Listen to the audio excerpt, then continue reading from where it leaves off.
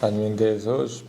As dojna me pyetjen e 6, cila sure nëse lexohet konsiderohet të kesh lexuar gjysmën e Kuranit dhe pse ka këtë vlerë të veçantë? Është surja Ihlas. Bismillahirrahmanirrahim. Kul huwa Allahu ahad, Allahu samad, lam yalid wa lam yulad wa lam yakun lahu kufuwan ahad.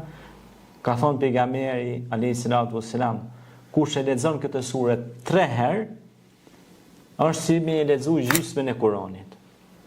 Tash llogarit e me lexu edhe 3 herë tjera, i bën si me lexu krejt Kuranin. Pastaj thot pejgamberi alayhi salatu wassalam, kush e lexon surën Ihlas 10 herë, thot Allahu ka me ja marru një shpinë në xhenet. Tash ka njerëz që ton jetën punon 14 vjet me marru një shpinë këtë donjë. Edhe shtëpi mund me kushtu shumë shtraj. Kvadratura e saj kushton shumë. Tash llogaritë këtë donjë që ti jeton 40 vjet, 50, po jetojsh 70, 100 vjet, pa marrë parasysh sa. Po kushtoj ka shtrajt. Po në xhenet ajo shtëpi sa kushton? Sa që është shtëpi e përhershme. Po.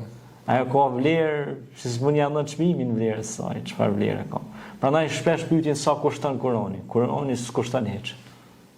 Nuk kushton, s'ka vlerë që ti ja vendos Kuranit, nuk ka çmim në botë që ti ja vendos Kuranit, sepse Kurani është fjala e Allahut. Nuk ka vlerë numerike që noja 30 triliard dollar çmimin, nuk mundesh me shit.